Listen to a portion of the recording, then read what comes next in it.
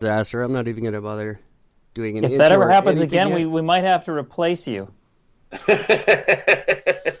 We might have to replace me. Well, it can't be me because I don't contribute much. All right, I'm just going to do a quick little introduction like I always do, and then we'll get going here, guys, okay? Okay. So I just quickly say, hi there. Happy Wednesday. It is February the 19th, 2020, and I'm Eric, talking at you as always from beautiful downtown Vancouver, British Columbia, Canada, where I'm going to start a class action lawsuit against every coffee house outside of Quebec because they don't serve English vanilla. That's genius. How you doing, Gord? Good, Eric. How you doing, my friend? Not too bad. Thanks for joining us. Very big show. We're very pleased to welcome Roger Nygard to the show. Hey, guys. Can you hear Hey. me? Am I here? Am I on? You're here. We You're got on. ya. You sound great. I'm just make sure all my levels are good here. I believe we are recording just fine. Cool. I'm sorry for the delay. I'm kind of a Skype idiot, so I apologize for the rocky start. The word Skype dropped out, and all I heard was, I'm just an idiot. Oh, of course it did. That's really all you need to know. We got the important point. You fit in real well with us. This is great. I'm going to skip all the usual nonsense and just get right to it. So the truth about marriage came out Friday. How's it doing? It's good. I think the truth is spreading. So I understand you guys are relationship experts, so I'm in good hands. Oh, absolutely. I'm twice divorced, so I know tons of stuff about marriage. And I'm once divorced. Gord's once, so. What is the truth about marriage? It's difficult, apparently. No one can seem to hold it together, or 50% don't. Here, I mean, if you want to know why this all started, I'll tell you. I am a failure at relationships, or I felt I was, and it seemed to me like if somebody was selling me a product one day, and they are, our society is selling us a product, and if a salesman said to you, I've got this great product, you're going to love it, everybody has it, everyone loves it, you got to have it, and you said, well, great, it sounds awesome, I want it, is there any guarantee? If I told you no guarantee, and half of them fail, and the other half that don't fail are a lot of hard work to keep going, you would tell me to go back to the drawing board on this alleged product, and that's what we have with a marriage. Everyone thinks it's going to be easy, and it's not. It's just going to take care of itself. But when I interviewed all these experts, I've tracked down the top relationship psychologists and asked them all why this is so darn hard. And John Gottman, who's one of them, told me that a relationship naturally disintegrates over time if you don't put conscious effort into it. And no one teaches you that in school. No one tells you, there's no class in high school on how to have a happy, easy relationship. No, and so 50% fall apart naturally, and the other 50%, they're working hard at it to try to hold it together. In your experience, or in the making of this film, did you find that most people think they're going to be the exception to the rule? Yeah, everybody does. They all think, oh no, we're going to be different. It's going to be different with us. And then when it's not, it's a big shock. So during your study, did you happen to find out why it is that? Because, I mean, with my ex, I know we were together for like 11 years before we decided to actually tie the knot. And why is it that there's an aspect that seems to change from cohabitating, living together, being in a relationship, then all of a sudden you put that ring on the finger? Why is it that there seems to be a change between the two?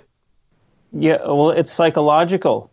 It's like someone just slammed the door on the cage, and before the way you perceive the world is a little bit different, and your freedom, what you once called freedom, has now changed into it's freedom based upon approval by your spouse.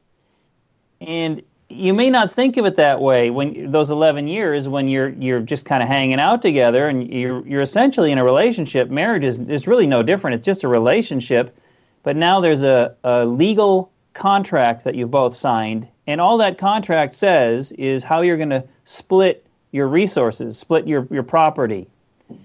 And there's no legal guarantee that you have to be nice to each other or be a good listener or be loving or faithful. Those are all these assumptions, these add-ons that people put into it. Now suddenly you've got all these assumptions that your partner and you are making about each other, and it's really frustrating when we come up short, because we all do naturally on some of them, because we're asked to behave in ways that are out of sync with what's natural for us as a human being. That's pretty much bang on, yeah. That seems about almost bang on right. That's how it went for you, Gord? Well, yeah, because it was, like even talk with the girl I'm dating now, and that's one of the things. It's always like, things can be always perfect when you're in that relationship. Then as soon as you get married, all of a sudden that preconception of what it's supposed to mean to be married and why it's supposed to be different, everything sort of changes. I've never bought into that because I don't see what the difference is. You just do what you're doing. You stay monogamous if that's what the relationship calls for. You treat each other with respect, and you just, live your day and try to be happy and try to do what you can to promote each other, if you will. And I don't see why that always changes, but it seems to be really common that that's exactly what happens. Human nature. You make it sound so easy. Well, when it comes down to it, it's not that difficult, really, in its essence. But it's just, again, when you put things on this pedestal, you're married, so all of a sudden there's this whole new set of commitment you have to deal with. Well, what's the point of being in a relationship? Like, are you in a relationship before you got married so you could keep screwing around behind the person's back? No. So then what difference does it make when you're married? It's just a document for the government to stick their nose in your business. Is it just a document, Roger, do you think? Or is it... Well, the origin of the document, the idea of the document, when I made this documentary, The Truth About Marriage, I talked to historians, and one of the historians wrote a book called The Origins of Sex. And he was searching for why we behave the way we behave now, and marriage is a part of that. Part of the reason that this idea for marriage and the document that comes along with it that details how we share property is because if 50% or a large percentage of the couples are going to split up, that means they're going to leave a mess behind, and who's going to be responsible for cleaning up that mess? So society decided, well, we don't want to have to clean up everyone's mess, so let's put a framework in place in advance so we can at least know how to that these things will be handled when they break up. And that's really the point of it, is just to handle all the breakups. Yeah. Well, I've definitely become an expert in that department. It's funny. I have a friend that was dead against marriage simply because his outlook was all marriage is you having to ask the government permission to leave somebody if things don't go right. That's basically it. Yeah, because the government doesn't want to have to pay for everybody's mistake. That's such a.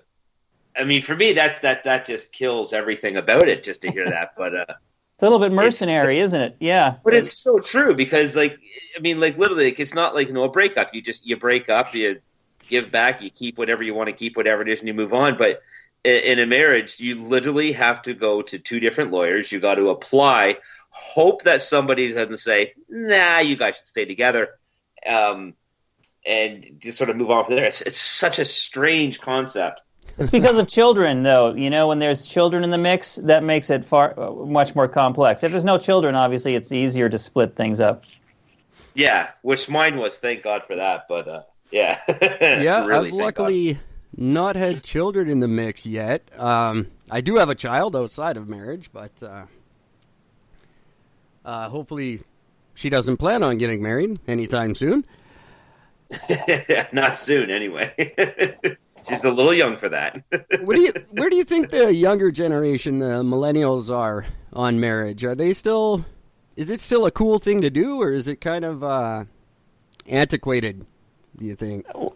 I think they feel it's antiquated, but everything goes through cycles, and then what was old becomes new again, and so that people forget. It's sort of like one reason we have big wars is so people can forget. Don't forget that how horrible it is to be in a war. But if enough time goes by, people go, "Oh, let's start another war," because they don't know how horrible it is, and it's kind of the same. It's with marriage, right? If people forget how difficult it can be. One of the experts I interviewed, his name is John Friel, he said that when couples come to him for help, it's usually like somebody going to a doctor 6 years after they've broken their leg and saying, "Can you fix my leg?" They've waited so long. You got to go in early. Ideally, you should go in. And what they actually recommend is that couples do premarital counseling before they get married.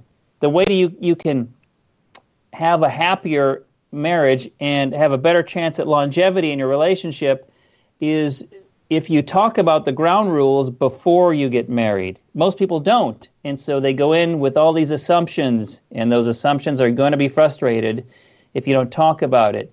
And some of the data they use to support this theory is that people who are religious who get married tend to do better than non-religious, and that's not because of the religion, it's because the religion forces them to have premarital counseling beforehand, and that's the key, is knowing what you're getting into. Interesting. That makes sense. So, I listened to a podcast earlier where you said you love documentaries. What was it that drew you to documentaries? Because I'm a big fan myself, but I'm not exactly sure why. I just don't particularly care for fiction. Yeah, well, there's two ways I look at it. One is it's an addiction that when I made my first documentary, I didn't think it would. I just thought I'll make a documentary and see what happens. But it's like saying I'll just try heroin once. What's the big deal? And yeah, of course. You get hooked. And the thing about good documentaries and good fiction, to me, are the ones that are grounded in reality. These are real stories about real people. The most gripping story is a story that's real. It feels real and grounded. I have trouble. I'm kind of done with superhero movies for that reason. It's harder anyway to get my attention because you can't watch a superhero movie and go, "Oh, that could have happened." Yeah, right. I'm done with superhero movies for more reasons than that. I just wish we could make one about someone new. Like, I don't know why we need a new Batman and a new Spider-Man every 2 years. I think we've covered the bases on those. Kind of, the story. You've been there. It's been done. Exactly. But I think that's why documentaries are great, because they're real stories about real people. And it feels, the jeopardy and the drama is more grounded, more real. Oh, definitely. I heard you say that Trekkies was not a good documentary. It's flawed. It's a seriously flawed documentary because it was my first. And I didn't really know what I was doing. And so all the mistakes I made are kind of baked into the pattern now for fan documentaries. I mean, we solved the problems, I think, by the time we finished, because a classically good documentary has one protagonist or a small group of people that you root for, and you follow them, and there's a built-in ending of some kind where they solve their problem, just like a good narrative story has. Sure. But Trekkies doesn't have that. And so what it has is short stories, it's a collection of short stories, and they're really fun and funny and colorful, and that's what saves us, I think, is how entertaining these people are. They're so interesting to watch. For some reason, I was going over in my mind how much I enjoyed it when it came out, and in my mind, it was like 10 years ago. I can't believe it was 1997. We shot it in 97. Yeah, it was released by Paramount in 99, so that at least gives you 2 years, but that's still a long time ago.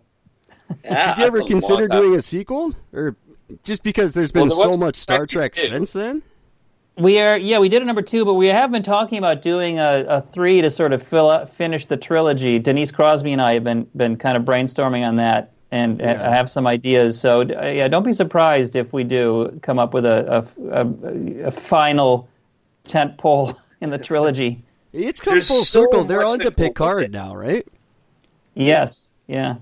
It's There's endless. So much to go with it too. It's insane. I mean, you've got like at least a dozen shows of them that's on now. I mean, the Trekkie thing is because you have fans that are, fans of the original series, not necessarily fans of some of the newer series, and you got fans because they're all over the map. They don't always all agree with each other, which is hilarious to me. But I didn't Well, that's get part of the into it fun. until Enterprise. The series Enterprise with Scott Bakula. I actually really That's enjoyed an interesting that one. place to start. It's kind of the nadir of the series is with Enterprise. I enjoyed it. I know a lot of original series fans didn't like it. I think I lucked out in that I'm not a big enough fan to not like the new stuff. Do you think? Yeah. Would Gene Roddenberry be happy with the way it's gone? Do you think? Well, I don't know how happy he would be, but I think that he would have some issues with that. The way that the new universe, the new Star Trek universe has been envisioned is very different from the Roddenberry universe. If you look at the original series and the Next Generation, it's a universe where man is the center, or human beings and aliens, and they have to rely on themselves. They're the ones in charge of their own destiny. They're going forth boldly and on courageous missions, what have you.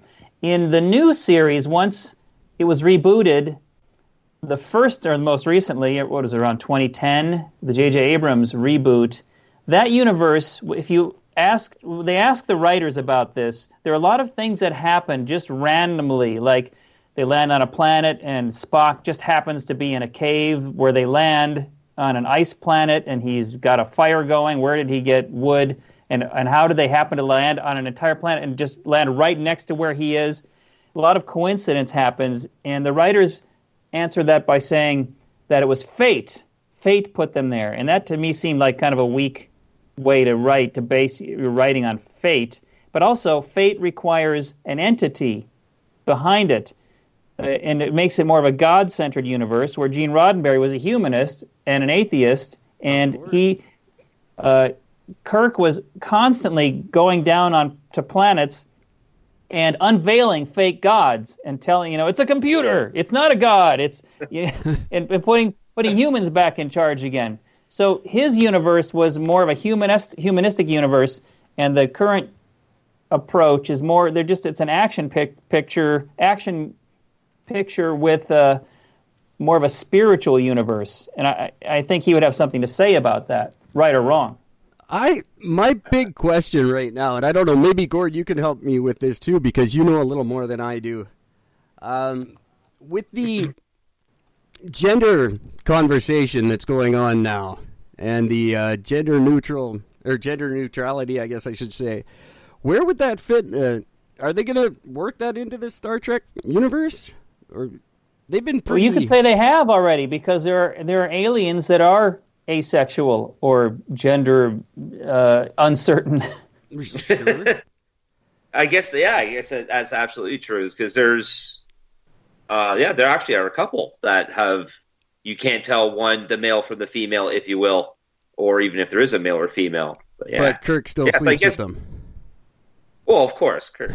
The original series is a very strong masculine-feminine dynamic. Yeah, very. They definitely sort of, but do you think that, I wouldn't even say that was necessarily even a conscious decision that they were necessarily doing, as much as it just, when you're looking at different species across the entire universe, some of them are bound to be very drastically different than just having a male and a female. So I think that was a really good natural thing for that show to do. It's logical. If you look at different animals or different species on our planet, you're going to find some clone each other, some switch genders. There's all manner of untoward things going on. But also the good writing on Star Trek, if you look at particularly the original series, but current writing also, it'll tend to reflect whatever's going on socially at the time. Even though the story's set in the future in space, it's about what's happening right now to us socially. Yeah, it makes perfect sense. So, But what I like what they don't dwell on the fact, though. That's one thing I really enjoy about it. They might have those characters in there, but they don't, they don't have somebody walk up by going, "Hey, look, a gender-neutral alien, awesome." Are we on the right track, do you think, politically, socially, to get to where they are one day?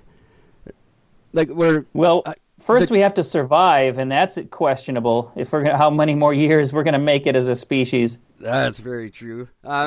With Trump planning on going to the moon in 2024, do you think that's just part of that? That's part of surviving? Is it maybe planning ahead for when we ruin this planet? Well, the moon's not a very hospitable place. We do better to fix up this environment than to try to make it rain on the moon. Oh, I fully agree. I like the moon for a starting point for space mining. There's a lot of resource extraction they can do out there. That's what I've been reading about. That seems really cool. Launching from the moon, trying to figure out. I guess they found water. They're saying. And they want to figure out how to make fuel on the moon so they don't have to carry so much with them. That's the key, right, to find it there. I've just always wondered, if we ended up habitizing the moon, if you dropped your pants on the moon, is it still considered a moon, or do you have to call it an Earth? Yeah. I see what you did. Did you see what I did there? That's terrible. So do you still go to conventions at all? Do you follow the Star Trek fan base anymore? Or you kind of moved on from that? Less occasionally. I mean, depending what kind of documentary I'm currently making, since I spent the last 7 years working on this marriage question and the truth about marriage, and so I spent more time immersed in that world than I did in the Star Trek world. And before that, I worked on a documentary called The Nature of Existence, which is about belief systems and existentialism. And so I went to the source of all the major religions around the planet, found an expert, and interrogated him or her about that religion or belief system, and immersed myself in that thinking. But I can see myself going back there soon again, certainly if we work on a final sequel. The only convention I ever went to was in Vancouver, I want to say about 10 years ago, and it was the first year that UFC came to Vancouver, and the Star Trek convention was in the lobby of the hotel where all the UFC fighters were staying, so we kept passing each other, and I just kept thinking, if there's a rumble here, this is going to be the shortest, most terribly one-sided rumble ever. Unless somebody pulls out a phaser. Yeah, that would be it. The game changer. A phaser against all the UFC guys. I was really hoping. I ordered a copy actually to get a copy of your Existence documentary, and I'm fascinated by this. I love discussing religion with people.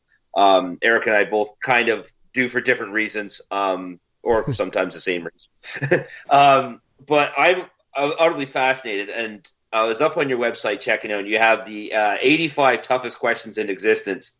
And I thought it was kind of humorous going through it because I found pretty much absolutely every question really simple to answer. Because when you eliminate the concept of man-made religion, a lot of this other stuff becomes real simple to answer. And I found it really fascinating. So to be able to get a hold of the I'm really excited to be able to watch your documentary on that. I'm very excited. I was hoping to have it before we got the interview, but unfortunately, no. Well, one of the questions that's a good example is I asked all these questions usually of everybody, and I would start with, why do we exist? That was my opener, which is an impossible to answer question, really, and which leads to, what is our side? Go down the list. What is sin? What is the soul? What is the afterlife? And if you take one of those, like, what is the soul? How do you explain what the soul is? Well, certainly the different religious experts had different ways to explain what happens to you when you die, where you go. My favorite answer came actually from a particle physicist at Oxford who had the shortest answer. He said, when I said, what is the soul? He said, The soul is a type of wishful thinking that resides in the frontal lobe. Fair enough. That's fantastic. Very short, very succinct. Did you find there were a lot more similarities than differences when you compared them all? Like, Well, part of the humor, it's a very funny documentary. It's more of a comedy, really, because existentialism is about absurdity. You have to embrace the absurdity of existence. oh, of And there was, when I talk to religious experts, they tend to regurgitate scripture. They swallow all the scripture and then regurgitate it instead of thinking for themselves, thinking critically. And a scientist, by nature, has to think critically and examine and ask why and challenge. And so they come at it from a much more philosophical point of view than a religious expert. But when I asked them all the same questions and then juxtaposed all their answers side by side, it became naturally humorous to watch one person after another. When I would ask a question like, what is the afterlife?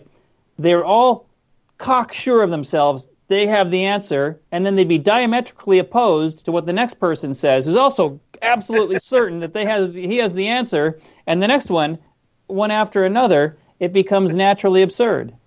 It really does. I think the closest we've come so far is, I think Douglas Adams has pretty much the closest to reality, I would imagine. If I had to choose a religion, it would be something. The number 42. See, after going through these questions, there's only one question about all that actually got me the most, and ironically enough, it's what is truth? And the reason is because, well, truth is nothing but perception and opinion, really. You can have 10 people standing around staring at the blue sky. If 9 out of the 10 people say that sky is green, well, the sky is green because, numbers have it in the sense. And that's the way truth, especially nowadays, has really become. So using that question for everything else, it became, I don't know, a lot of it just became really humorous for me because, truth is truly is an individual thing, because even if you have all the science, even if you have all the theory, everything worked out, even if you have all the thing right there, it's still not going to convince people that it's true. See, that's the argument I used in my novel, that facts are really just rumors that everyone kind of agrees on. Absolutely. You have to, yes, let's say you have a truth. You're right. Perception, Descartes said you can't trust your senses, and so your perceptions are going to naturally be flawed. So what do? We all have to agree on something in order to communicate and interact with each other. We all sort of agree that gravity happens. If you drop a pencil, it's going to fall to the floor. And the way we know that that's true is because you can repeat that experiment, and it happens every time. It's never not happened. We have a lot of data. And then scientists, that's what they do. They collect data to prove what they want to advance as their best theory. And you'll never have a scientist say that they have the truth. They will say, the more data we have, the closer we can get to truth. You can never actually reach truth in that sense, because you'll never have infinite data. If someone says they have the truth, you should check for your wallet, because they're probably a con man. And that was deductive reasoning, is it not? That's the you just the scientific method. Yeah, right. And the scientists, well, if they have a hypothesis and they tell you that this is what we believe, evolution, for instance, and here are the reasons, you can go and repeat their experiments yourself and see for yourself if it happens, and if it's accurate, it has to repeat. The experiment has to be repeatable. Now, you can't repeat an experiment. There is no experiment for religion. You've got to believe me because I say so, because it's written in a book written by dead guys from 2,000 years ago. There's nothing to repeat. There's no proof. So one of my favorite questions is, like, what is faith? And if faith is believing something without evidence, how is that different from foolishness? Or a lie, yeah. in my opinion, it isn't different at all. But I take a lot of issue with just taking faith. I need proof of everything. I'm such a skeptic that I don't see any one religion ever really convincing me. But I wouldn't. I'm open-minded. Exactly say I'm atheist I'll listen. either. Make your point. Any religion, I'll listen. I've listened to many. I've gone to all the experts and they make their best case. But give me some piece of evidence, something I can hold on to that is more than just because you say so. I need something. And something that hasn't been manipulated a bunch of times. Like that's my number one issue with the King James Bible, is that it's just that. It's King James's version of the Bible. It's a translation from the Italian, from the Greek, from the Aramaic, and every time it changes. And it went to German before Latin, did it not? Yeah, I mean, it's gone through many gyrations. And well, Gord knows my position on it, and everyone does. I think until they pardon my language, I think until they put "don't fuck kids" in there somewhere, I've got no use for it. I think, for the record, I think that should be the title of the new Bible when they write another one. You'd think it would be at least implied. Like, of the 10 Commandments, I've always been of the mindset that we don't need the 10 Commandments. I think those are 10 things that we inherently know you're not supposed to do. I don't think we need the Bible to tell us right from wrong. But you would think you can boil it down to two things, really. You could really boil those 10 down to being honest and being nice to people. Yeah, exactly. And I think most of them happen in the animal kingdom. I don't think we would have evolved beyond that. You know, they tend not to. Animals tend not to steal. They tend not to kill for recreation. I think we would have done fine without the 10 Commandments, or at least put some better commandments in there. Maybe expand it to like 14 and add, get rid of a couple and add a few more. Well, there's 613 in the Torah in the Old Testament, and then they reduced it to 10 because they were having trouble keeping track of 613 or some huge number. But if you one of my questions in the documentary is, what is morality? And what I learned about that from the psychologists is there's something that's called reciprocal altruism, which is what animals practice, like a herd of deer, for instance. If they live together in a group, in order to live in a group, you have to get along. And to get along, you've got to remember who owes you a favor, because you trade favors, you do things for each other. And if somebody in the group is not pulling their weight, then they're ostracized because they're not trading favors fairly. And when humans do the same thing, but the word we give to reciprocal altruism is morality. Do unto others as you'd have them do unto you, which is the Jesus version. But Jesus was actually, he had borrowed that from others like Confucius had said the same thing long before Jesus, except his version was, do not do to others what you would not want done to yourself, which is like live and let live. It's less invasive. Do unto others is like, go do unto them the way you'd want them. How do you know what they want? How do you know they want what you want? It's better to just leave people alone. Yeah, it's a very presumptuous rule to live by. You have to presuppose you know what everybody wants, or they all want the same that you want. And they certainly don't. Nobody does. People don't all want the same thing.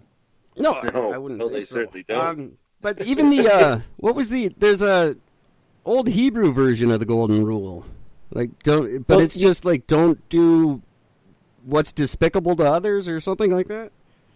Yeah, it's a very old concept, and it goes back to reciprocal altruism, which animals and insects, other species practice. Any group that has to live, any species that has to live in a group has to practice reciprocal altruism.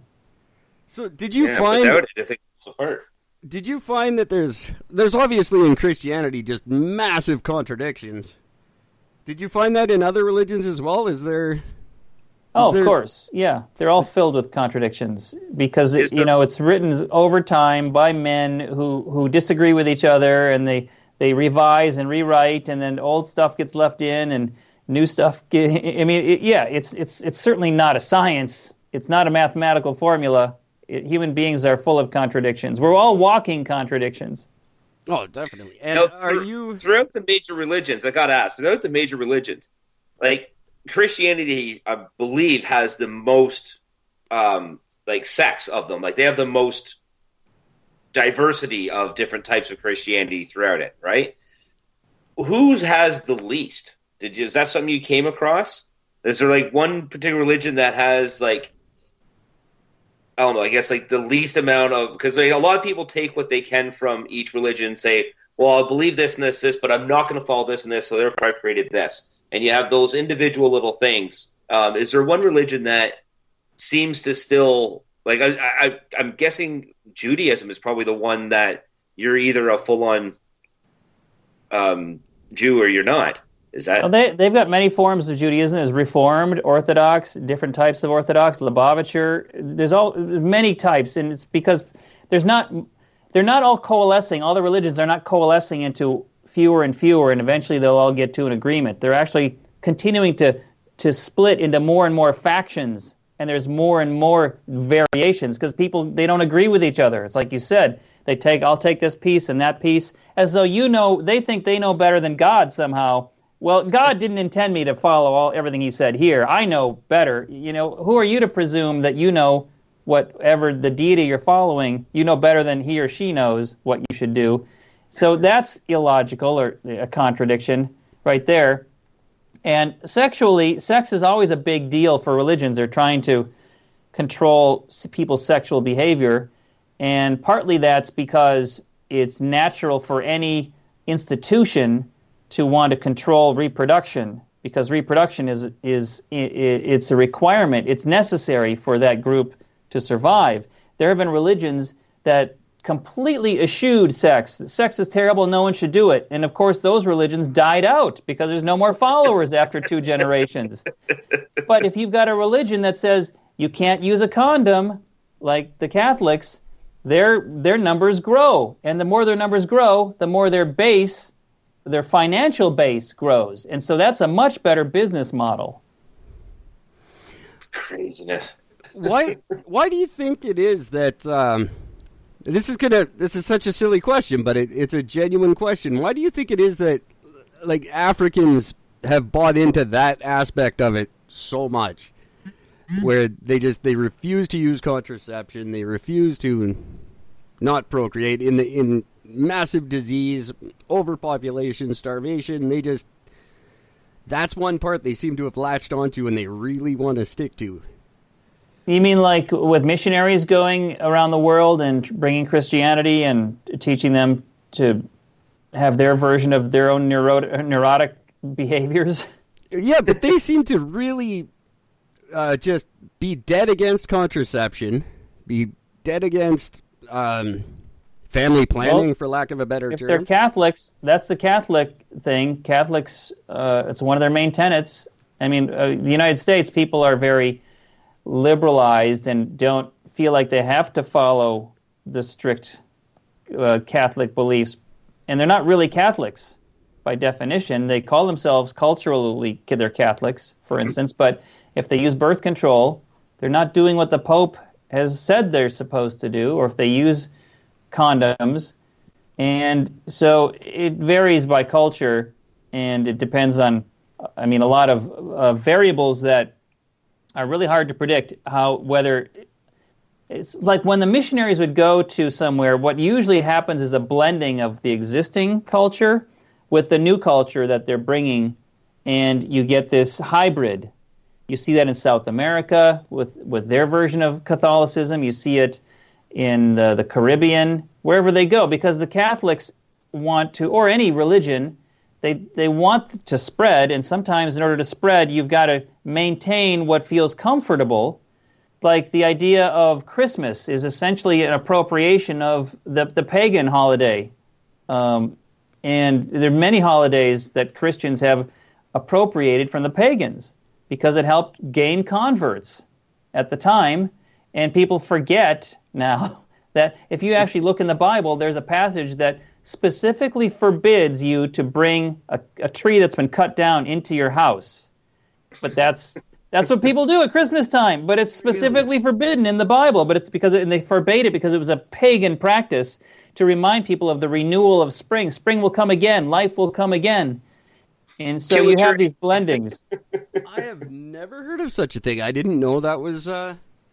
Oh, the Bible is so full of interesting contradictions. There's a passage in the Bible that specifically says when a human being becomes a human being, like a baby or a fetus. Right. It says that you don't become a person until the soul enters the body, which makes sense. You can't be a full person without a soul. And then it says that when does the soul enter the body? Well, it enters when that fetus or baby takes its first breath. The soul enters with the first breath. So prior to the first breath, it's not a person yet. And therefore, you're not aborting, let's say you stop a pregnancy, it's not a person that you're eliminating. It's prior to the soul entering. That's specifically laid out, it's delineated in the Bible. But people it doesn't matter, right? You go with whatever you feel like, what makes you feel better. And no one really studies very accurately the belief system that they hold. And whatever fits your ideals. If you look at like states like what Alabama's doing with abortion laws, and you can pretty much twist the Bible to say just about anything you want it to. Sure, if you take the quote you like and ignore the others. Yeah, right? Exactly right. Which is kind of my favorite thing to do, too. I mean, I do the same thing here on the show. Gord and I have a belief that I'm just about right about just about everything, and it's pretty much proven for the most part. But there's a little bit of manipulation of facts there every once in a while. It's just a tiny. But for the most part, I've not been proven wrong about a lot. It's a good track record. It's a good track record, but it's very safe. It's very insular. I don't make bets that I can't win, so to speak. Yeah, that's why I'm on this show. Well, then think very carefully before the next time you get married. No. Yeah, I'm not sure. I'm not against getting married again. See, my problem was the first time I got married far too young. And we just liked the idea of being the first ones to get married. We weren't really into it I don't think we understood the commitment, to be honest. The second time was just sheer stupidity. I like the idea of being married again. I like the idea of being married. I don't know that I'm good at it. It's not a bad thing by any means. By the end of my documentary, in the Truth About Marriage, I came around to being very positive about the idea of relationships, but know what you're getting into. That's all. Learn about your partner. Learn about each other. Of course. What about the idea of a relationship ending? Is it the worst thing in the world, or no? It's not an ending. It's a decoupling is a word they use now, and you can decouple in a very positive way when you both agree that. Let's say, how long were you together in your second marriage? Grand total of 5 years. All right, I would call that a 5-year success. See, that's kind of how I looked at it. My family tends to disagree. I can't say that at all about my marriage. How long? I don't even know, Gord. How long was yours?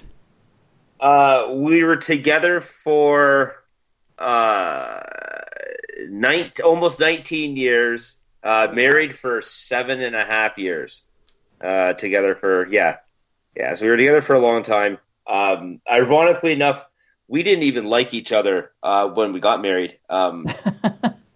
We really just saw a commonality, which was neither of us wanted kids. We both liked drugs and alcohol, and That's pretty much about the extent of it. And we like to get high and watch movies. That's the basis of the bulk of the relationship. And once I was kind of sick and tired of getting drunk every weekend, the marriage really started to nosedive at that point. But yeah, no, there was not I always was saddened to be able to look back on the relation and say, I can't think of how I couldn't even count on one hand how many good times we had that didn't involve inebriation of one sort or another. Well, it was there to teach you something, right? And now you come out of a relationship with lessons learned that you'll take forward and do better next time, right? That's the name of the game. Absolutely. Is that what it is? That's Do you what find a lot of marriage is just pressure from other people who think you should be married?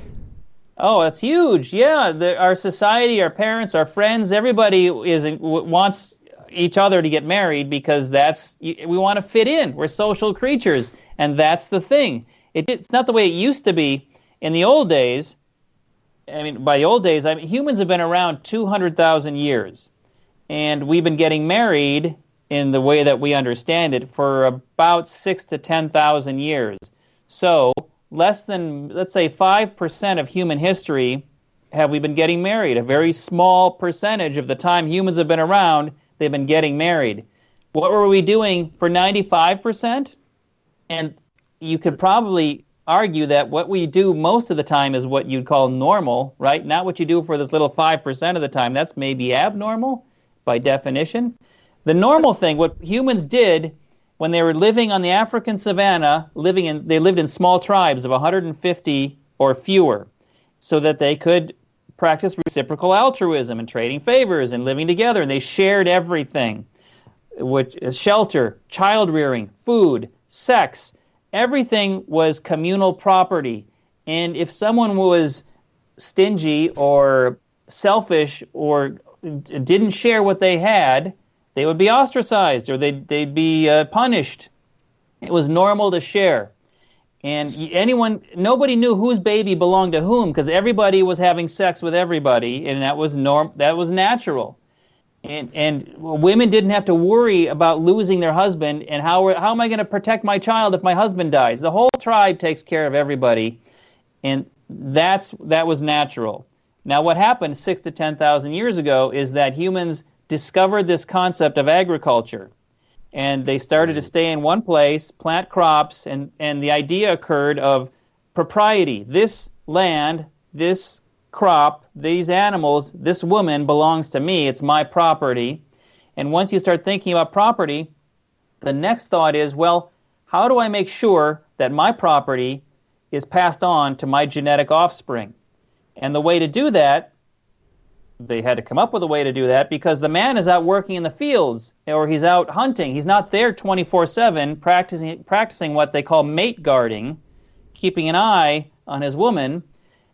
So the way to keep an eye on her is to create this social construct called marriage, which creates a social fence around women sexually. It's to control. Marriage was created, or the idea occurred for marriage to control the sexual behavior of women. Not men as much, because if you look in the Old Testament or in religious texts, adultery is a sin that women are punished for, much more so than men, because they're the ones who get pregnant. A man can't get pregnant, obviously. A woman knows it's her baby. A man can't be sure unless he's been practicing mate guarding or put this social fence around his woman, which helps him to feel better, more secure about, well, this is actually my child. And that's where the change started. And from that point forward, what became more common was polygamy, because then some men got to be more rich than others who would have more land and more, like this, you'd have serfs and lords and then kings and sultans and the kings and sultans and pharaohs would have thousands, maybe 5,000 or more wives and concubines. And when you have one man with 5,000 women, you'd have 5,000 young men with not getting any pussy, and they are going to be really frustrated, and that's bad for society. So then they started thinking, okay, this isn't working. We're having too many wars and fights. Monogamy has to be the rule. One man, one woman. So now we practice social monogamy, or serial monogamy, which is essentially polygamy, except you got to get rid of the old one if you take on a new one. And that's where we are now in this serial monogamy culture. So polygamy is actually more to the natural order. We'd be better off if we were polygamists. Well, that's what we used to be. That's what's more natural. Hang on, my light is on a timer. There we go. That always seemed more natural to me. Polygamy is where we was a transitional phase for humans for thousands of years. It's what became natural once we became farmers or stopped being hunter-gatherers and nomads, where everybody shared everything and sex wasn't a proprietary thing. But once it became proprietary, things became proprietary, the natural outcome was polygamy followed by serial monogamy. Right. Well, we've still got, it's still not, we're still fighting in Canada as to whether or not it's constitutional. We've got a massive, I don't know if you know about Bountiful. It's a very large polygamous community here in BC, and they're challenging their right, and if it goes through, it'll be, precedent setting for Canada. It would be basically, if they win, then polygamy is allowed. I think it'd be really fascinating because polygamy, when you think about it, as it stands in modern society, we think polygamy basically as one man and a harem of women. I'm looking for when that role becomes reversed, when you have the one woman with a few dozen guys and finally doesn't get called a whore for it. There have been societies where that has occurred, and usually that happens when there's a scarcity of resources. When there is an abundance of resources, it's usually one man with many wives because you can have all these babies and there's enough food and resources to take care of them. But some cultures, like the Eskimo culture, have often had situations where resources were scarce, so there'd be several men and one wife.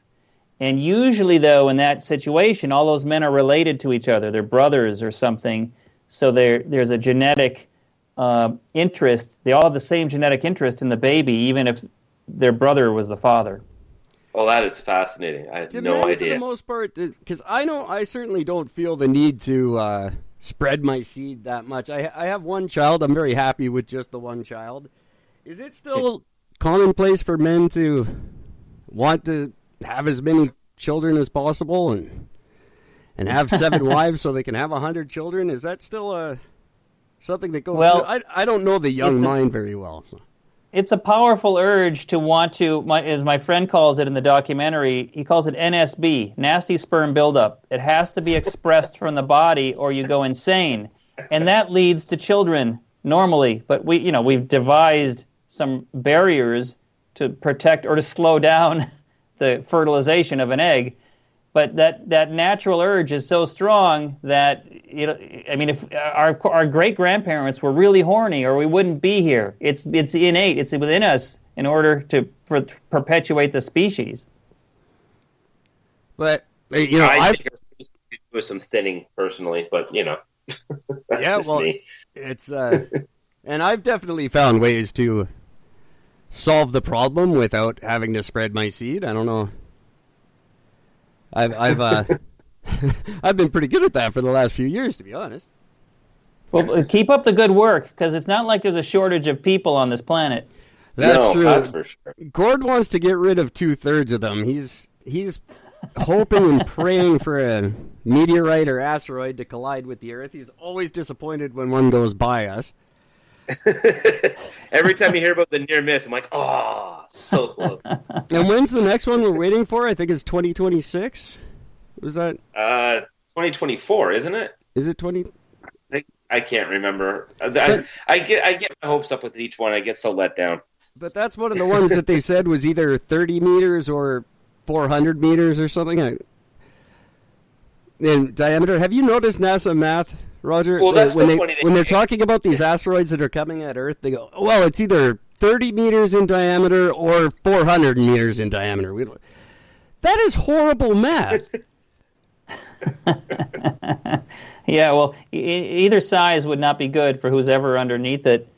And Well, it's kind of just a matter of time, right? It's not if, but it will happen. It's happened in the past. There's an infinite number of meteors and chunks of rock out there, beyond. What is it between? Is it between Mars and Jupiter that there's the asteroid belt that should have been a planet but never coalesced into a planet, and it's got all these chunks of rock, and one just gets a little slightly perturbed and then goes across our path, and bam, it's an extinction event. Yeah. And look at the smile on your face. You're so happy when you hear extinction event.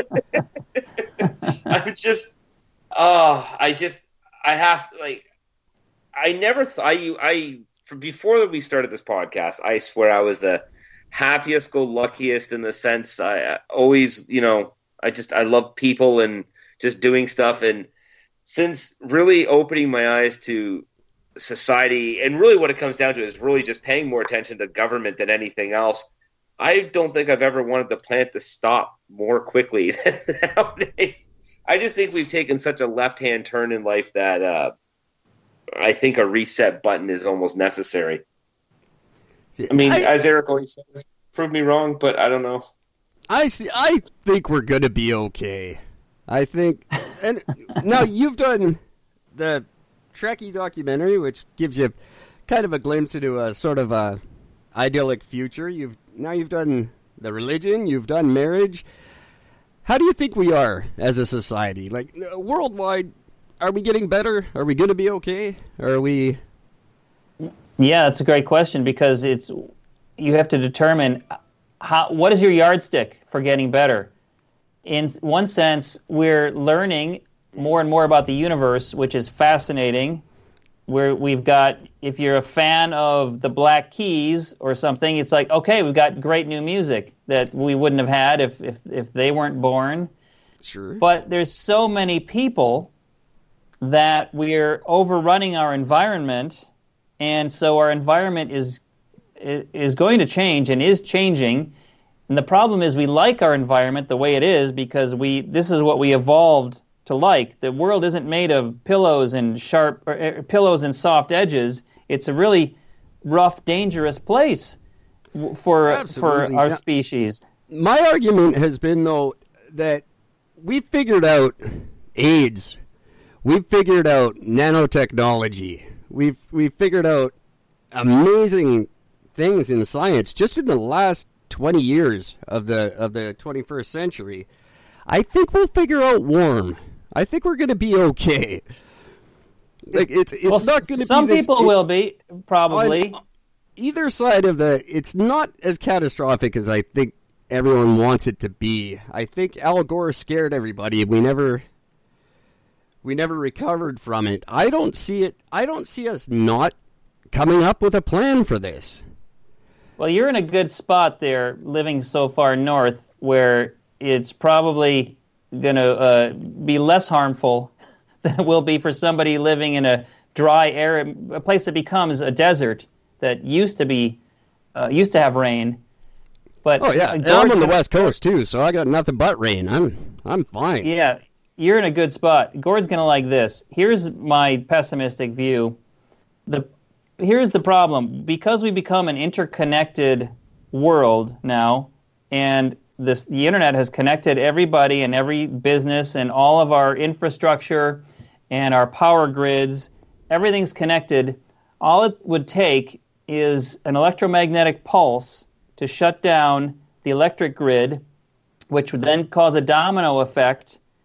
And you know what I see you nodding, you know what an EMP does. Absolutely. And so let's say somebody detonated a warhead in the stratosphere and a line of sight, everything burns out, all your cars stop, all your electricity stops. Without electricity, 90% of the people in that area will starve within 7 or 8 months, certainly within a year. And here's the even worse part. Within that area, and if it's worldwide, there's somewhere approaching 400, 300 and some nuclear power plants that their batteries will run, or most of them will be, because they're storing all their spent nuclear fuel rods on the premises in a water bath, and that water has to continue circulating. If it doesn't, because they run out of power and battery, like Fukushima did, the reason Fukushima melted down is because their batteries wore down. If you have that happening 300 times around the world, that's an extinction event. So that's something for you to look forward to, Gord. Oh, when I don't know if I doubt you had a chance to hear with this one, but here in Southern Ontario, we actually had a warning that came across our cell phones that a nuclear power plant, like a couple of towns over from me, in a town called Peterborough, a warning had went out saying that something had gone wrong at the nuclear plant, and basically cover your ass. And 2 hours later, another one went out and said, sorry, it's fine. That wasn't supposed to go out. When that text came out, I was sleeping, and it woke me up, and I looked over the message. I'm like, I just put my phone back down, went back to sleep. It was one of the best 2-hour snoozes I've ever had in my life. But it did prove, in those 2 hours, there was absolutely no government response whatsoever. So nothing happened at all. Literally proved that if there were a failure at that plant, we're screwed. Like, the Canadian government doesn't have a plan, and even if they did, they wouldn't do anything about it anyway. Yeah, well, if you've seen the HBO miniseries Chernobyl, it shows you what can happen and what will happen if there's a meltdown. If there's a meltdown, it's just game over for that area. I mean, they almost made all of Western Europe or Eastern Europe uninhabitable. They came within hours of a super meltdown. But was Chernobyl was built from garbage. Like, Chernobyl was garbage when it opened, pretty much, is my understanding. They cut a lot of corners, yes, and it sounds like your local plant may be cutting some corners, too. Oh, that wouldn't surprise me. I think it's just personnel. I think we're cutting way too many corners on the people we're employing to look after these things. That was part of the problem in Chernobyl. Yeah, the personnel, they were trying to cover up their mistakes, and every time they covered up a mistake, they made it worse. Oh, I think our biggest mistake, and everyone who knows me knows this, I think the biggest mistake is just our politicians. I'm very against politicians because it's not an occupation. It's if you look at if you go to, like, the unemployment office and try to type in politician, it's not there. And it was never intended to be an occupation. And I like the experiment you guys did with Trump. I think it's backfired horribly. Clearly, not that we've done much better up here, but I think here's what will make you both happy, is a virus that spreads around the world rapidly and that only kills politicians. Oh, my God, it's such a fantasy. Well, I think coronavirus is going to kill a few careers. Now, Eric, I got to let you know, that asteroid you're talking about, it's actually in 2027.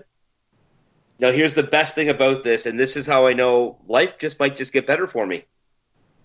This asteroid is actually the Jet Propulsion Laboratory was doing test runs on it and checking the trajectory, and they were hoping that they were going to be able to knock down, because it was at a level of around like a 60-something% chance that it was going to hit Earth.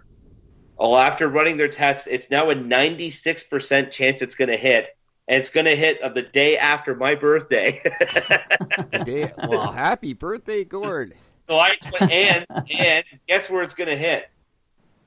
It's going to hit right in the center of China and Beijing, North and South Korea, Japan. That whole area is going to, yep.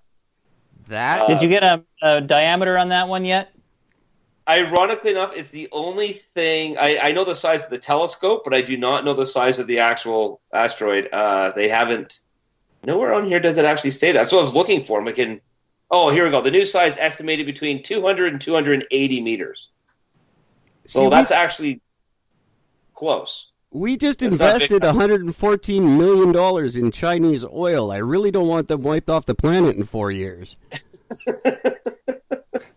I'm fine with that. That's our pension money, Gord. That's our pension money's over there. Oh, come on. Like, we're going to see that anyways. Like, I mean, come on. Canada's known for screwing us over for that. It doesn't matter. It's what we're good at. So where are you guys located? You said you're in Ontario?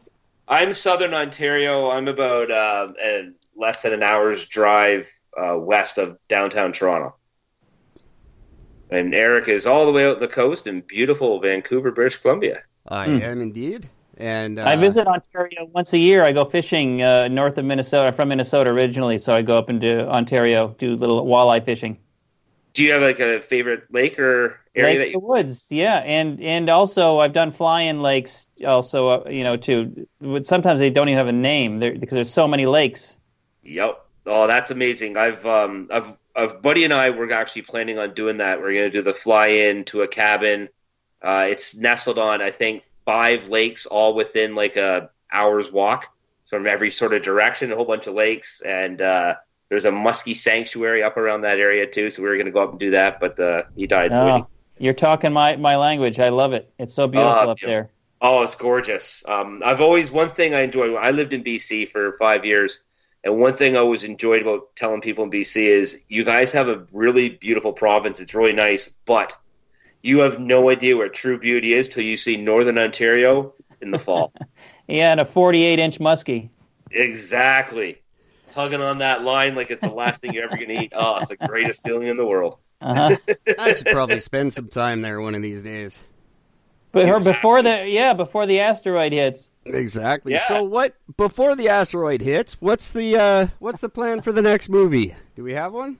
Oh, yeah, it's always such a hard question because after making The Truth About Marriage, it's like after giving birth, the last thing I want to do is think about getting pregnant again. I guess so.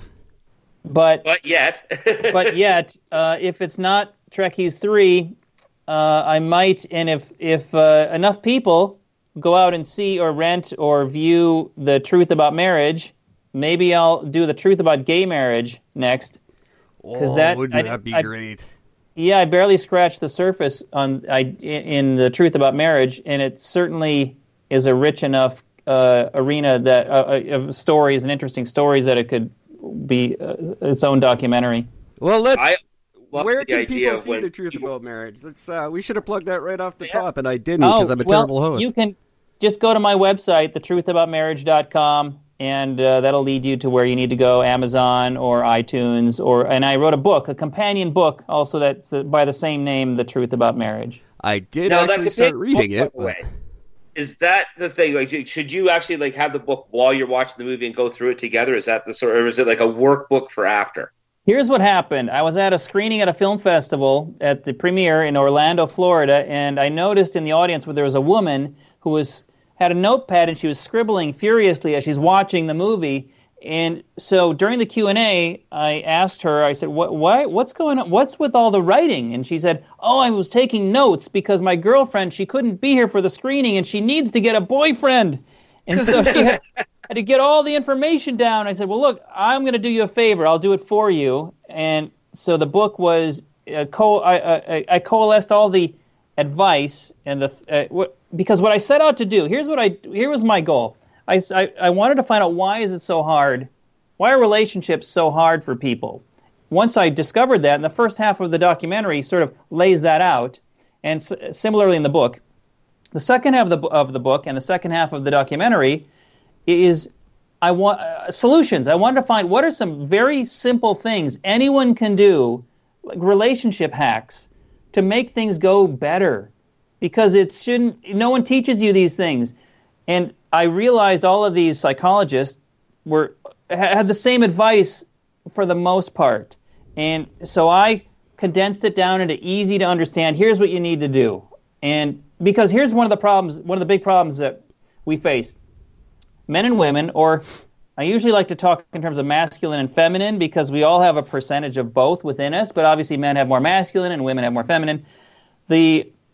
You assume that your partner needs the same thing you need, and so that's what you give your partner. You give them what you're desiring, but they don't. They need something different. The masculine and the feminine need different things from each other. We're different. It's opposites attract for a reason. We're meant to complete each other. I gotta start writing this down. 1 sec here. Yeah, Sorry. Yeah. Get the book. It's all in the book. We're meant to complete each other, not duplicate each other.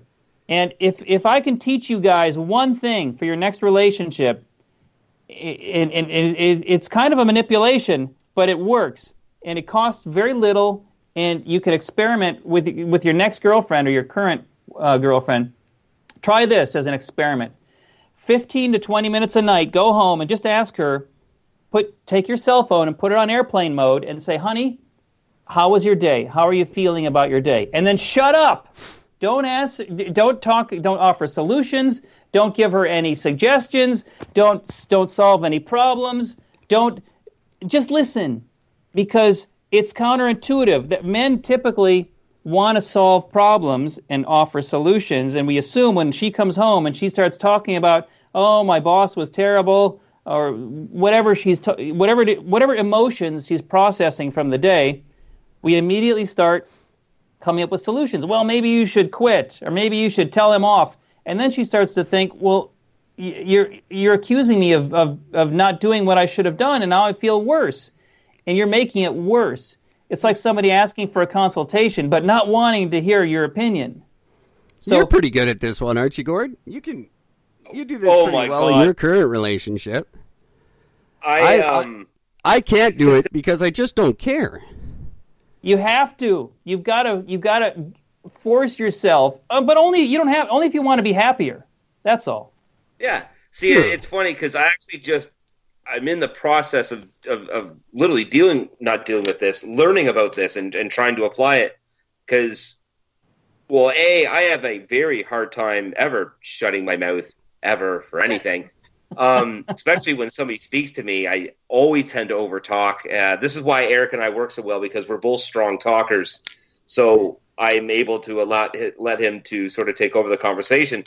But with my girlfriend, same thing. When she comes at me and she says something about, whether it's something that I've done wrong or something that's in her life, my immediate reaction is always, I'll apologize for what I've done, or I will furiously state my case of why it is I think she's wrong. And then argument ensues, and I'm always so baffled by why it became such a huge argument. And literally what she said is exactly what you said, which is just let me get it off my chest and shut up. Yes. And I'm really struggling with that. If you want to ask her a question, a good question to ask is, if it's something about what you've done, is just say, I can understand why you feel that way. Tell me, what can I do to help you feel better? And then again, shut up. See, it's the shut up part that's so difficult, though. You've got to practice it. It's not natural. But if you do that, she will be so much happier. She'll feel much more satisfied. There'll be more sex and better sex as a result for this little investment of time. Oh, see, I can't get on board with that. I'll have to listen to this. But I cannot. I mean, like, literally, it's so funny because, like, everything you said. Now, again, we both come from a broken marriage. Her marriage ended as well before, which is kind of why we're together, because both marriages ended. But that was a huge thing, is we've known each other for years, and we always had this amazing communication. She would speak, I would shut up, I would just listen. But for me, all that dynamic changed when we got into a relationship, not because we're in a relationship, but because instead of her being mad about somebody else, all of a sudden she's mad about something I've done, and now I become defensive because it's just a natural sort of reaction to be defensive when somebody says you've done wrong when you don't think you have. That's the masculine reaction, is to litigate, to play back the tape. It shows that you said and what I said, and that won't get you back towards happiness. The only thing that'll get you to happiness is to just listen and empathize, and then she can move on, and then you can both move on and again get back to happiness. Oh, did you go into this documentary thinking you knew something, or did you take a lot away from it in terms of your own relationship? Oh, I learned so much. I'm so much better prepared now and I was making all these mistakes and sabotaging my relationships because no one told me this. No one ever taught me this, how to just shut up. She doesn't want you to advise her. She just needs to offload for 15 to 20 minutes, and then she'll feel better. It's like a vitamin. She needs this vitamin from you. And if you don't give it to her, she's going to get frustrated over time, and start to shut down. You're both going to be frustrated, and eventually the relationship will deteriorate. And if you want to stay together, this little exercise, and there's several other in the book and in the documentary, but that's one of the best exercises, the simple things, if you can do it, that will change the trajectory of your relationship dramatically. I think I'm miles away from even attempting that, because I'm still at the part where I go into a relationship thinking I'm the most important part of it, and that's probably a bad way to look into it. I also go into a relationship thinking I'm just better, and really, as long as I don't break up with me, I'm good. I laugh because it's so true. Gord's seen the length of my average relationship. He knows how well that's working out for me. You've got to have a goal. And what is your goal? If your goal is to have a longer, better relationship, there are ways to hack that don't cost you anything, cost very little, and can get you there better. But if you're happy without it, then you don't really need to change anything. But I found I needed to change things because I wanted a different interaction, a different type of connection that was more satisfying. Yeah, and you found that through after you made this movie. Have you found it's worked out well for you?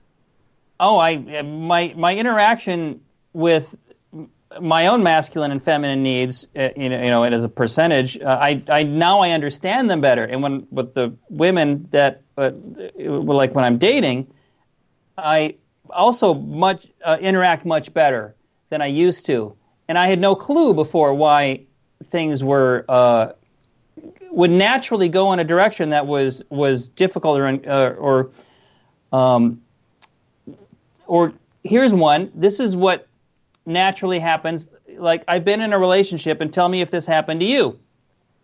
After there's a 6 month to 2 month, there's a 6 month kind of period, then a 2 year period, and then a 5 year period, and over time, the amount of sex drops off. Now, I asked people in the documentary, what is the normal number of times to have sex per week? And they all said, well, once or twice. But okay, but how about when you were first dating? Oh, once or twice a day instead of once or twice a week. And so there's a natural drop-off. And why is that? Well, there's a reason I've discovered from the experts, and you don't have to settle for that. And the reason, they said, is because the more you're with somebody, the more you become alike, they call it habituation, where you take someone for granted and you no longer express gratitude. And one of the things you need to do is say thank you, verbalize it daily. It's expressing gratitude. If you stop doing that, things get worse. And the passion goes down. Say thank you for the relationship? Anything. Thank you for picking up groceries today, honey. Thank you for the back rub. Thank you for calling me this afternoon. It was really nice to hear from you. It doesn't anything. It like greases the wheel. It's like if you don't change the oil in the car, it's going to fall apart. It's like it's relubricating the relationship. And we all know lubrication in a relationship is very important. Physically and metaphorically. And and the more you habituate, the more you become similar to each other, the less passionate you begin to feel toward each other. And the way to reconnect passionately is to find a way to go back to to reestablish your polarity, your masculine and feminine polarity, and behave if you're the masculine one in the relationship, which I am, and I have a sense that you guys are, then you have to go back to your masculine pole, and she learns to go back to her feminine. At the office, for instance, everybody is masculine. Everyone has a masculine energy, and women have to put on a masculine energy when they go into the office. And so what they have to learn is to switch that off when they come home and become more feminine. I am learning so much here, Gord. There is here's a very specific tip. For instance, you should never ask a woman what she thinks. You should only ask her what she's feeling. And vice versa. A woman or the feminine should ask the masculine what he's thinking. Never ask a man what he's feeling, because that's mothering. And men hate mothering. That actually makes a lot of sense to me. It's just a slight change in the wording of how you interact with each other. But that slight change has a dramatic effect on the relationship and your sexual interaction, your passion, and your happiness as a result. They're little also changes. gives you very directly different answers too. I know if I say to my girlfriend, "What are you thinking right now?" It usually ends up being followed with, "You have no idea, and you just don't want to know." How are you feeling? Completely different answer. She'll tell me about her day. She'll tell me about this, and yeah, women are funny creatures with that one. Okay, so let me see if I got this right. Men and women are different, and Bring we lube. don't want to be the same. Lubricate. Yeah, always lubricate. Always lubricate. Embrace your opposite pole, your opposite polarity. See, that one I've always been a big fan of. But I've always that's a very I'm a big I'm very fond of Nietzsche and Nietzsche's outlook on things. And he was the first one who just said we need those differences to stay attracted to each other. Equality doesn't work. Now, he was coming from a more misogynist point of view than I like, but I agree with the idea that we need to be different.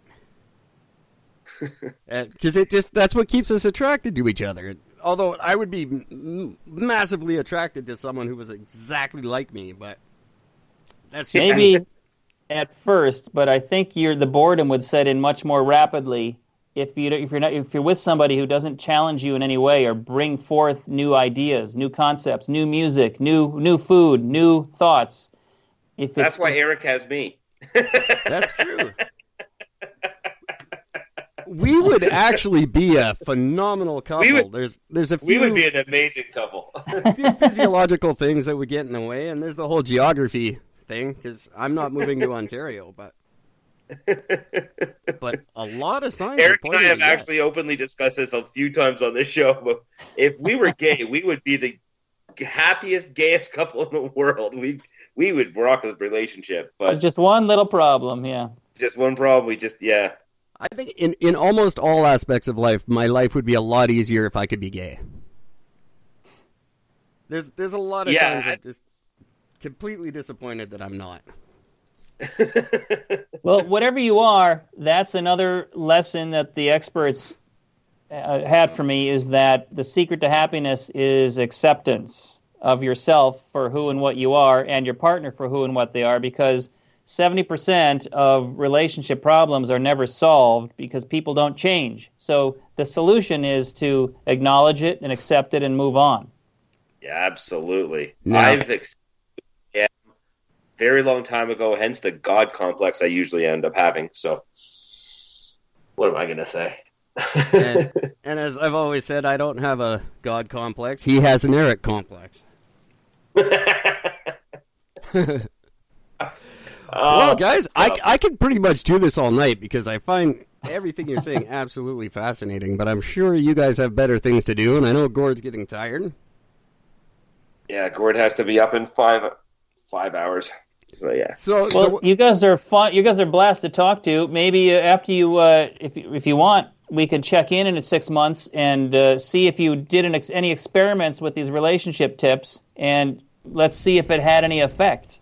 Oh, absolutely. That's an excellent idea because you said is something I need. I am literally directly working on. Every single point you made are things that we are doing and applying to our relationship. So I'd love to get back together and talk about this again and see how much I've screwed it up. And I'm just sort of embarking on kind of a new relationship. So maybe I can actually try something different this time. Yeah. I gave my nephew that advice about stop asking women what they're thinking and talking about politics. Just ask her what she's feeling and then shut up. And it just changed everything. It's the easiest thing in the world, but yet we struggle with it so much as men. It's the second easiest thing in the world. Second easiest thing. Oh, that's so good. Yeah, love to hear what happens with your experiments. Absolutely. We'd love to have you back for sometime in August, and we'll see how it goes. Yeah, I'll let you know what kind of muskie I picked up this summer when I go fishing. We'll absolutely. Yeah, get some pictures. That'd be great. You guys should go together. Anytime. Love to go fishing with any chance I get. Oh, awesome. Definitely. I'm definitely up for that. I know of a couple of great little places to hit, so we have some real fun with that. All right. Well, let's listen. We're friends now, so stay in touch. Absolutely. Definitely. So once again, just for everybody listening, it's the truthaboutmarriage.com. That's right. Yeah, and check it out. Check out the documentary and the book, but only if you want to be happier. If you're fine being miserable, don't worry about it. If you like an unhappy wife, ignore this. Yes. See, again, I got to think about it.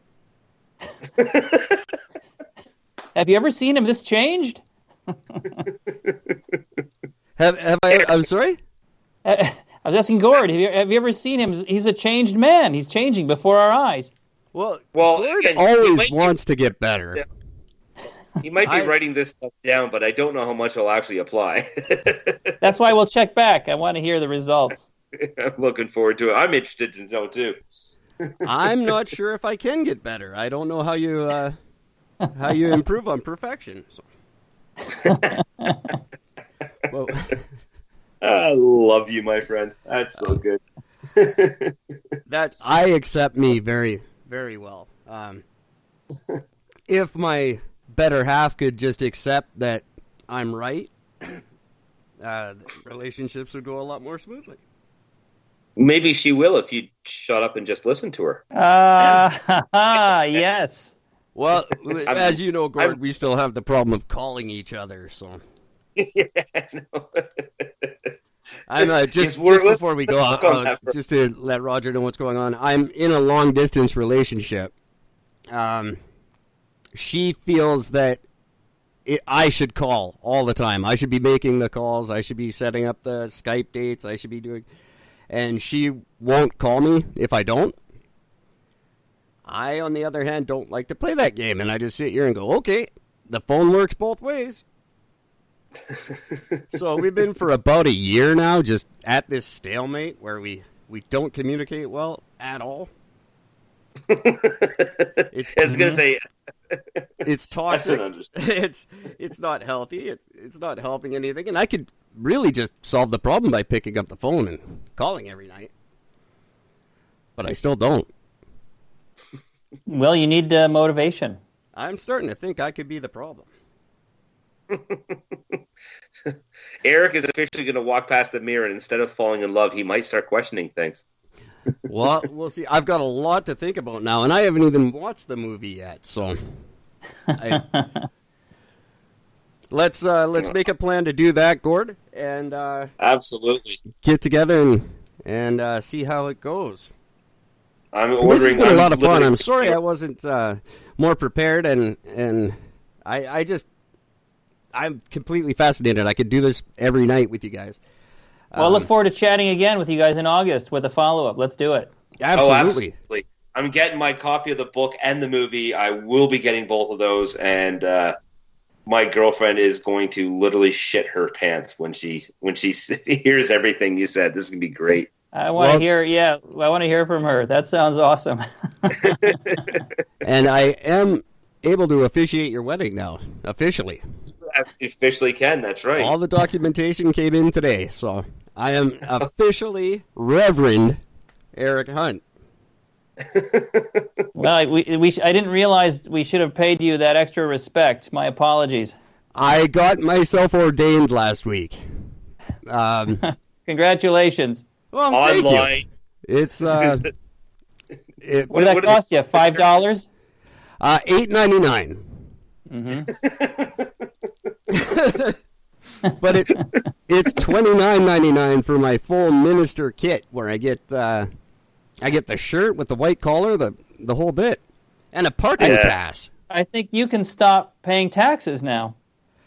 It comes with a guide on your taxes filing and which I haven't looked at it yet, but I'm going to be ordering Eric. There's definitely some loopholes there. I want to get the full kit. I just want to see him with the collar.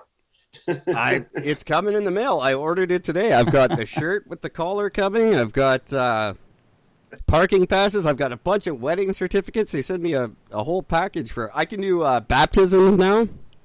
Baptisms, weddings, and you're ready for Halloween. Absolutely. And I take it about as seriously as I do Halloween, so. This was a plan to get... Have you ever heard of Coach Dave? No? He's a YouTube... he's actually quite a influential guy on YouTube. He's a very hardcore... Writing it down. Coach Dave Daubenmeyer. And he runs the what are they called? The Salt and Light Brigade. And he wants to sue the NFL for $800 trillion because of the halftime show this year and being inappropriate. He's an interesting guy. He actually makes a lot of good points. He's very much a Christian who doesn't like the way the Christian church has been going. And he does these little 5-minute rants on YouTube. But I joined up with him, and he inspired me to go get ordained so I could spread the good word for him here in Canada. See, it just takes the right thing to motivate you, and you found it for this. Now, if we can just find what the motivation is to call your girlfriend, then you'll have both bases covered. That's a good idea. I don't know, though. It's not as fun. That's so good. But at any rate, I'll be able to marry Gord and his when they're ready. And yourself, should the time come up. It could. Oh my God, you can marry yourself. Ooh, that's like literally, you could marry yourself. You could stand in front of a mirror and say your I do's to yourself. Wait, which pronoun do I use for that? His and his. If I don't. I wonder what the argument for that is. There's got to be one now. If the Japanese can marry an anime cartoon character, I don't see why you can't marry yourself. At least you're real. I'm going to go look into this because that could actually be brilliant. I could marry myself. I can officiate over the ceremony. Right, you can take the tax break. You get a lot of benefits. I could. Well, we just incorporated. Eric and Gord Productions is officially incorporated under the Champion Tree, so that's very cool, too. That's more tax breaks for you, Gord. Yeah. And you guys are working all the angles.